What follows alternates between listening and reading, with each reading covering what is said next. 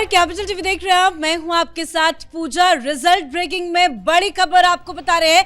पश्चिम बंगाल में बीजेपी की सुनामी नजर आ रही है और जैसे जैसे नतीजे आगे बढ़ रहे हैं बीजेपी और बड़ी पार्टी बनकर उभर रही है। बड़ी अपडेट आपको बता दें, ममता बनर्जी के 10 से ज्यादा मंत्री पीछे चल रहे हैं। साथ ही ममता के गढ़ को बीजेपी ने ध्वस्त कर दिया है। ममता के गढ़ पे बीजेपी ने बड़ी सेंधमारी की है। तो अलग अलग रीजन में क्या चल रहा है उससे भी जुड़ी तमाम अपडेट आपको बताएंगे। मेरे साथ जुड़े हुए हैं कैपिटल टीवी के editor in chief doctor Manish Kumar, executive editor Rajiv ji और हमारे सहयोगी और senior journalist Raj Singh. Sir, क्या कुछ चल रहा है, क्या है लेटेस्ट अपडेट? देखिए, लेटेस्ट अपडेट ये है कि ममता बनर्जी का जो गढ़ था वो ध्वस्त हो गया। जो सीटें जो आ भी रही हैं वो सीटें वो हैं जहां मुस्लिम पॉपुलेशन सबसे ज्यादा है। वही गढ़ जो है वो मुस्लिम वोटर्स जो है वहां पे बहुत ज्यादा थे, जो लगातार हम लोग कह रहे थे।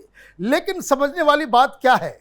बात यह है कि ममता बनर्जी उन इलाकों से भी हार रही है। साउथ बंगाल जो इनका गढ़ माना जा रहा था वहां पे सुपड़ा साफ हो गया।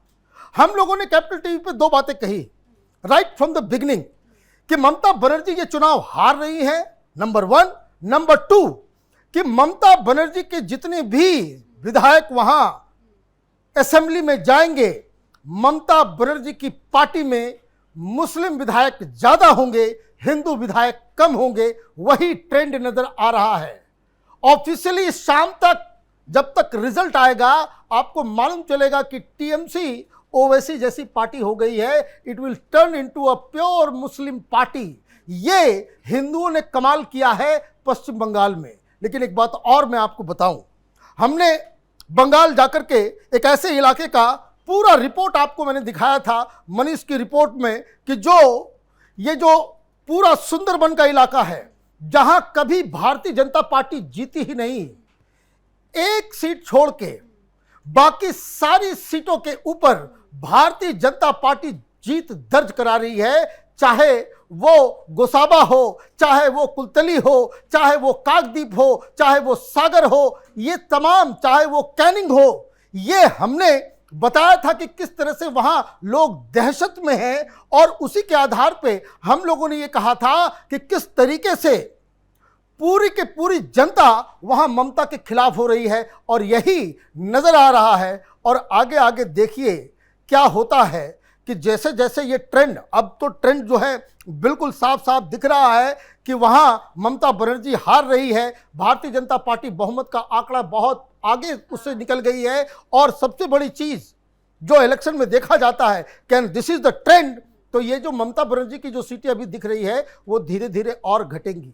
100 के अंदर 80 के आसपास वो सिमटेगी और भारतीय जनता पार्टी का जो विजय रथ है वो और दमकते हुए आगे बढ़ रहा है। और सिर्फ एक झटके नहीं है, खबर तो ये भी सामने आ रही है कि ममता बनर्जी के 10 वो भी कैबिनेट के मिनिस्टर्स वो भी पीछे चल रहे हैं। ममता बनर्जी पीछे चलेगी तो कैबिनेट भी पीछे पीछे चलेगा। जो स्थिति पश्चिम बंगाल में है और जो भारतीय जनता पार्टी का ट्रेंड दिख रहा है, यानी जो सीटें पहले से सस्टेन करके रखी थी, जो होल्ड करके रखी थी, वहां पर भारतीय जनता पार्टी जीत ही रही है। जैसे कूच बिहार के इलाके में भारतीय जनता पार्टी लगातार 80% सीटों पर आगे चल रही है। दार्जिलिंग, कालिंपोंग, इन जगहों पर भी भारतीय जनता पार्टी आगे चल रही है। लेकिन जो ट्रेंड बदला है, यानी नॉर्थ 24 परगना, उन क्षेत्रों में भी भारतीय जनता पार्टी धीरे धीरे ये भगवा नक्शा बनाते हुए जा रही है। जो पिछले बार के इलेक्शन में जैसा दिख रहा था, पश्चिम बंगाल का नक्शा देखें तो वहां पर पॉलिटिकल मैप में ये जब इलेक्शन रिजल्ट आता था तो सारा हरा हरा दिखाई पड़ता था। और अभी जो ट्रेंड आ रहा है उसमें भगवा दिखाई पड़ रहा है। यानी मालदह में अगर देखें तो मालदह में भी भारतीय जनता पार्टी 3 सीटों पर आगे चल रही है। 24 परगना में जो रेखा पात्रा को खड़ा किया गया था, संदेश खली, जिसने एक नया वहां पर विवाद पैदा हुआ था कि जैसे किस तरह से ये शेखों ने पूरे मुर्शिदाबाद, मालदह, उत्तरी दिनाजपुर के एरिया में इनका कब्जा हो गया है और हिंदू कितना प्रताड़ित होते हैं, महिलाएं कितना प्रताड़ित होती है, उन्हें इस बार नॉर्थ 24 परगना से उतारा गया था और वो लगातार आगे बढ़ रही हैं, पहली बार असेंबली इलेक्शन लड़ रही हैं। इसका मतलब है कि भारतीय जनता पार्टी ने जो नैरेटिव सेट करने की कोशिश की, लोगों के दिमाग में पहली बार पश्चिम बंगाल में आया कि नहीं, केवल चुनाव ये कुछ फ्रीबीज की योजनाओं से नहीं जीती जा सकती। हमें यह नहीं देखना है कि ममता बनर्जी ने किन किन योजनाओं में कितना पैसा खर्च करके कैश हमें दिया है, बल्कि यह देखना है कि आजकल जो हिंदुस्तान में अलग अलग क्षेत्रों में जो लोग ये सोचने पर मजबूर हो रहे हैं कि रिलीजन के आधार पर इन लोगों ने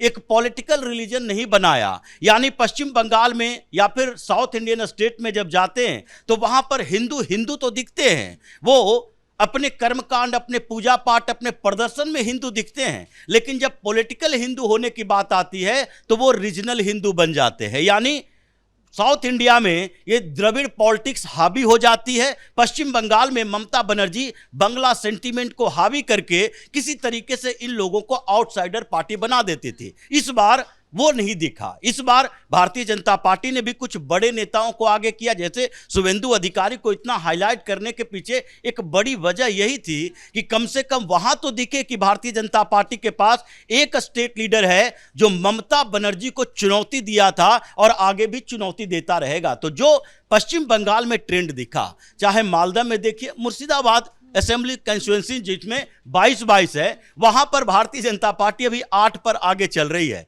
यहां तक कि जो अधीर रंजन चौधरी हैं बहरामपुर से, वो पीछे हो गए, भारतीय जनता पार्टी आगे हो गई। तो जो दिख रहा है अभी उसमें लगता है कि 160-70 की बात नहीं है, ये तो धीरे धीरे आंकड़े बढ़ेंगे और उसके बाद ममता बनर्जी का पूरा कैबिनेट, जिसमें 2-4 लोग जो प्योर मुस्लिम बहुल इलाके से खड़े होते थे, वो जीत पा रहे हैं और उसके अलावा सब धाराशायी हो रहा है। अगर बात करें मालदा, मुर्शिदाबाद, इन सारे इलाकों की, तो अभी थोड़ी देर पहले ही शुभेंदु अधिकारी कह रहे थे कि यहाँ पे भी मुस्लिम वोट बैंक बटा है, वहां से क्या खबरें आ रही है? देखिए, चारों तरफ से खबर ये आ रही है, मुस्लिम जो कंसोलिडेशन है इस इलेक्शन का मेन क्या है, स्टोरी ये है कि जो मुस्लिम कंसोलिडेशन के खिलाफ हिंदू कंसोलिडेशन हुआ है। तकरीबन 20 ऐसी सीटें, 20 से 25 ऐसी सीटें हैं जो कि मुसलमान वहाँ डिसाइसिव हुआ करता था, वहाँ से बीजेपी आगे निकल रही है। इसका मतलब ये है कि वहाँ पे हिंदुओं का जो कंसोलिडेशन है वो अपने आप में बहुत ज़्यादा है। देखिए, पूरे इलेक्शन में देखिए, बंगाल की जो धरती वो राष्ट्रवाद की धरती रही है। चाहे वो वंदे मातरम के ज़माने से आप ले लीजिए, जनसंघ के संस्थापक डॉक्टर श्यामा प्रसाद मुखर्जी वो भी बंगाल से होते थे, लेकिन अब विडंबना ये थी कि उस बंगाल में वहाँ मुस्लिम परस्त राजनीति हो रही थी, हिंदुओं को वहाँ पर जैसे दोयम दर्जे का नागरिक बना दिया गया था। तो इस इलेक्शन का हाईलाइट ये है कि वापस वो जो राष्ट्रवाद की धरती है एक बार फिर से हिंदुओं के पास वो वापस लौट रही है। और आप देखेंगे बीजेपी के जिस इलेक्शन मशीनरी की बात की जाती है ना, और ये कहा जाता है कि इसका एक थिंक टैंक है, इस बार जिस तरह से पूरी स्ट्रेटजी बनाई गई है, जिस तरह से किस चीज़ को ओवर प्ले करना है, किस चीज़ को डाउन प्ले करना है, अमित शाह वहाँ पे 15 दिन लगातार रहे हैं, वो सारी चीज़ें आपको दिख रही हैं, हर तीर बिल्कुल निशाने पे लगा है। और इसलिए आप देखिए कि ममता बनर्जी इतनी बुरी स्थिति में है और वहाँ पे भारतीय जनता पार्टी अभी देखिए, ममता बनर्जी की पार्टी तकरीबन 100 सीटें नीचे चल रही हैं, हार रही हैं, और भारतीय जनता पार्टी उतनी ही लगभग ऊपर जा रही है। इसका मतलब क्या है? इसका मतलब यह है कि पहले जो लिमिट हो गई थी भारतीय जनता पार्टी की एक क्षेत्र तक रहेगी, उसको उसने पार कर दिया है और अब वो वहां पे जाकर के सरकार बनाने की स्थिति में है। तो ये मैं कहता हूं हिंदू जो जागरण है बंगाल में, उसकी सबसे बड़ी जीत है। और जीत छोटी मोटी नहीं, बहुत बड़ी जीत नजर आ रही है। अभी थोड़ी देर पहले सर हम चर्चा कर रहे थे तो बीजेपी 150 के आसपास थी, हमने बताया था बहुमत का आंकड़ा पार करने के बाद अब 170 प्लस। ये कहाँ जाकर रुकेगा सर? देखिए, ये मुझे लग रहा है कि वो सारी सीटें जहां जहां हिंदू 70% के आसपास हैं, मतलब 30% से के आसपास मुस्लिम पॉपुलेशन जहां है, उन जगहों के ऊपर 30% के ऊपर वाली सीटों के ऊपर ममता बनर्जी तो कंसोलिडेट कर पाएगी, क्योंकि जो वोटिंग का पैटर्न नजर आ रहा है, एक तरफा मुस्लिम वोट जो है वो टीएमसी की तरफ गया है। जो हिंदू कंसोलिडेशन हो रहा है, मुझे लग रहा है कि जो अभी आंकड़े आ रहे हैं, अभी 3-4 राउंड ही अभी काउंटिंग हुआ है, लेकिन मोटा मोटी एक जो है वो आप ये समझिए कि ट्रेंड जो है, अब ये कोई उलटफेर इसके अंदर होता हुआ नजर नहीं आ रहा है। तो इसका मतलब ये है कि जैसे जैसे समय बीतता जाएगा, 12-1.5 बजते बजते भारतीय जनता पार्टी 200 तक टच कर जाएगी और ममता बनर्जी वो 100 के अंदर निपट जाएगी। ये ट्रेंड अब साफ साफ दिख रहा है। अभिषेक बनर्जी के बारे में भी जरा चर्चा कर लेते हैं, उनको लेकर क्या अपडेट है सर? देखिए, अभिषेक बनर्जी का जो गढ़ यानी साउथ और नॉर्थ 24 परगना, जिनको जिम्मेदारी इनको दी गई थी, उन क्षेत्रों में जो ट्रेंड आ रहे हैं उससे कम से कम टीएमसी के अंदर तो ये लग रहा है कि अभिषेक बनर्जी बेहतर मैनेजर नहीं हो सकते, यानी वो इलेक्शन मैनेजमेंट नहीं कर सकते। हालांकि ये है कि वो उन माफियाओं को संरक्षण दे सकते हैं जो इलेक्शन में किसी तरीके से मैनिपुलेशन करता था, यानी चाहे तो डराकर लोगों को निकलने से मना करे, जिस तरह से फाल्टा की घटना हुई और उसके बाद लोग सड़कों पर उतरे। ये अभिषेक बनर्जी के खिलाफ एक संकेत था कि देखो अभिषेक बनर्जी इन क्षेत्रों में कैसे अपना डायमंड हार्बर मॉडल लाता है। और ये मॉडल का ही मतलब था कि उन क्षेत्रों में जहां जिस जिस बूथों पर भारतीय जनता पार्टी का सपोर्ट बेस दिख रहा है, उन जगहों पर वोटिंग के समय डिस्टरबेंस पैदा करो ताकि वोट पोल कम हो सके, लेकिन जिन जगहों पर टीएमसी के लोग हैं उन जगहों पर पोलिंग बेहतर हो सके। और ये ट्रेंड रहा इन लोगों का, और इसी के कारण जो इलेक्शन मैनेजमेंट इनका रहा वो पीपल सेंट्रिक नहीं रहा बल्कि माफिया सेंट्रिक हो गया। और इस बार जब चुनाव आयोग ने सख्ती दिखाई, सेंट्रल फोर्सेस की नियुक्ति की और वहां पर जब स्थितियां बदलती दिखाई पड़ी तो सबसे ज्यादा बौखलाहट ममता बनर्जी के बाद अभिषेक बनर्जी का ही था। तो वो रीजन अगर गया तो इसका मतलब है कि अब अभिषेक बनर्जी पर भी वैसे ही सवाल उठेंगे जैसे ममता बनर्जी के लीडरशिप पर उठ रहे हैं। एक बदलाव ये भी देखने को मिल रहा है, नतीजे जब आते थे तो टीएमसी बड़ी एक्टिव हो जाती थी। इस बार टीएमसी खेमे में नो डाउट बिल्कुल साइलेंट है, शांति है। टीएमसी के गुंडे जो बाहर निकल के उत्पात मचाते थे वो अब बाहर क्यों नहीं निकल रहे? कहाँ है टीएमसी के कार्यकर्ता?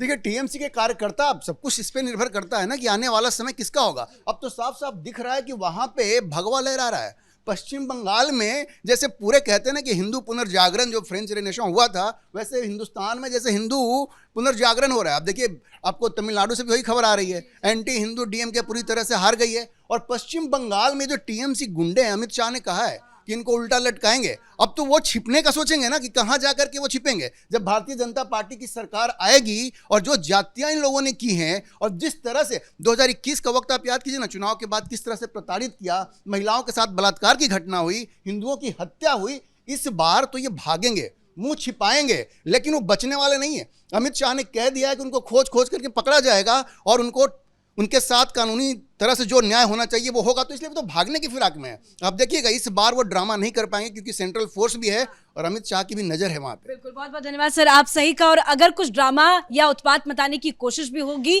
तो उसका भी सही इलाज किया जाएगा। फिलहाल बड़ी अपडेट आपको बता दें, बीजेपी बहुमत हासिल करने के बाद आगे बढ़ रही है और बहुत बड़ी जीत पश्चिम बंगाल में बीजेपी की नजर आ रही है। और ममता बनर्जी के साथ साथ ममता बनर्जी के कई बड़े नेता भी चुनाव हारते दिखाई दे रहे हैं। तो आगे भी आपको अपडेट बताते रहेंगे, बने रहिएगा कैपिटल टीवी के साथ। नमस्कार।